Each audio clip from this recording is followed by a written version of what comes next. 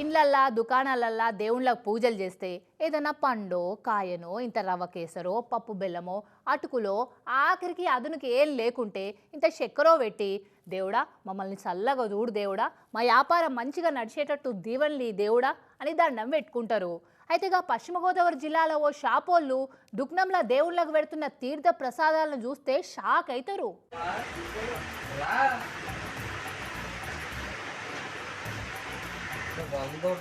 ఓరి వీళ్ళ భక్తిక్కిన వారేద్దో ఇంత వైన్స్ దందా అయితే మాత్రం దేవుళ్ళ ముంగట మందు సీసాలు పెట్టి పుచ్చుకోమంటారా? పండో పలమో స్వీటో గీటో ఏం దొరకలేదా సామే? చూస్తున్నారా పశ్చిమ గోదావరి జిల్లాలో ఉన్న ఈ వైన్స్ వాళ్ళ కథ ఎట్లుందో.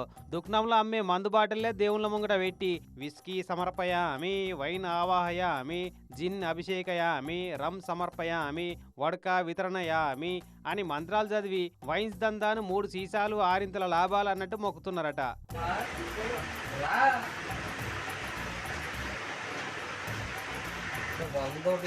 గ్రామ దేవతలకు మందు శాఖ కళ్ళు శాఖ ఓసి మొక్కుడు, ముక్కల కూరలు ముంగట పెట్టుడు కామనే. కానీ ఇట్లా ముక్క సుక్కలంటేనే వాడని దేవుళ్ళ ముంగట మందు పెట్టి మొక్కుడేంది? అసలు Balaji wines, Ganesh wines, Srilakshmi wines అనుకుంటా ఈ వైన్స్ లకు దేవుళ్ళ పేర్లు పెట్టి లోపల ఫోటోలు పెట్టి పూజలు చేసుడే ఎక్కువ అంటే మీరేందే గిసంత రమ్మంటే ఇల్లంత నాదే అన్నట్టు చెప్తున్నారు. మంచినే పెట్టిరు గాని ఇట్లా ముంగట పెట్టిన సీసాలను పూజ పూర్తయినాక తీర్థ ప్రసాదాలు వంచినట్టు వచ్చిన భక్త కస్టమర్లకు తలో 2 పెగ్గుల చొప్పున వంచుడేమన్నా ఉంటదా?